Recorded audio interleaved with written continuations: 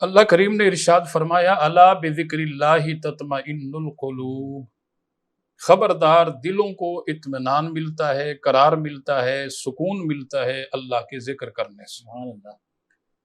تو پہلا فائدہ تو یہ ہے کہ اللہ کے ذکر سے دل کو قرار ملتی ہے، سکون ملتا ہے، اطمینان ملتا ہے۔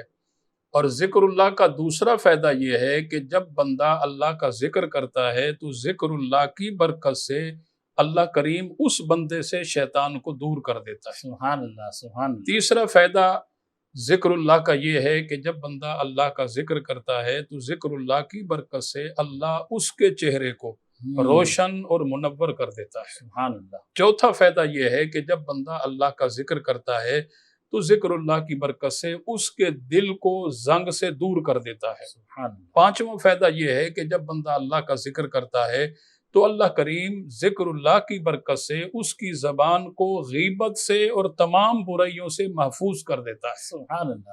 چھٹا فائدہ یہ ہے جب بندہ اللہ کا ذکر کرتا ہے تو اللہ کریم ذکر اللہ کی برکت سے اس پر اپنی رحمتوں کا نزول فرماتا ہے، یعنی اللہ کی رحمت بارش کے مانند اس پر نازل ہوتی ہے۔ اولئک علیہم صلوات من ربہم ورحمہ۔ جی۔ اور ایک فائدہ اور ہے ذکر اللہ کا، جب بندہ اللہ کا ذکر کرتا ہے تو اس وقت اس کے لیے اللہ کے فرشتے آسمانوں میں بخشش اور مغفرت کی دعا کرتے ہیں۔ سبحان اللہ۔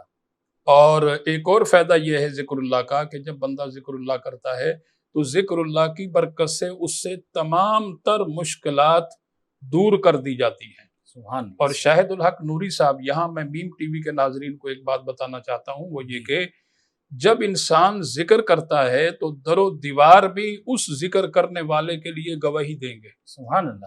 اور یہی وجہ ہے کہ ہمارے بزرگان دین، ہمارے اکابرین اہل سنت، راسخین کاملین جب کہیں جنگلات کے اندر کسی سفر پر ہوتے تھے تو وہ زور زور سے اللہ کا ذکر کیا کرتے تھے۔ جی ہاں۔ اعلیٰ حضرت امام اہل سنت مجدد دین و ملت مولانا شاہ احمد رضا خان محدث بریلی رحمۃ اللہ علیہ کا ایک واقعہ مجھے یاد آیا۔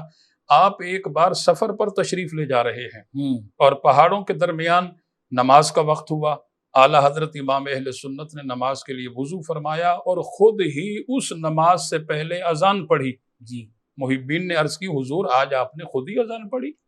تو آپ نے فرمایا کہ ہاں، اس لیے آج میں ان پہاڑوں کو اپنے ایمان کا گواہ بناتا ہوں۔ سبحان اللہ۔ اسی طرح حضرت ابراہیم بن ادہم ایک مرتبہ زمین سے کچھ کنکریاں لی اپنی مٹھی میں اور لے کر انہوں نے اللہ کا ذکر کیا، کلمہ شریف پڑھا، اور اس کے بعد جب رات ہوئی آپ سو گئے بستر پر تو حالت نیند کے اندر آپ نے خواب دیکھا کہ حساب و کتاب ہو رہا ہے، ان کا بھی حساب و کتاب کیا گیا اور ان کے لیے حکم یہ ہوا فرشتوں کو کہ انہیں جہنم میں داخل کر دیا جائے۔ اب وہ فرشتے حضرت ابراہیم بن ادہم کو لے کر کے جہنم کی طرف جاتے ہیں۔ اب جب جہنم کی طرف گئے تو جیسے ہی جہنم کے دروازے کے قریب گئے، کیا دیکھتے ہیں کہ وہ جو کنکریاں آپ نے مٹھی میں لے کر کے اللہ کا ذکر کیا تھا، ان کو گواہ بنایا تھا، ان کنکریوں میں سے ایک کنکری جہنم کے دروازے کے اندر ایک بہت بڑی ڈھال بن کر کے کھڑی ہو گئی۔ جب دوسرے دروازے پر لے گئے وہاں بھی ایک کنکری ڈھال بن کے کھڑی ہے۔ حاصل کلام یہ کہ وہ جس دروازے پر بھی فرشتے لے کر کے جاتے وہ کنکری ڈھال بن کر کھڑی ہو جاتی۔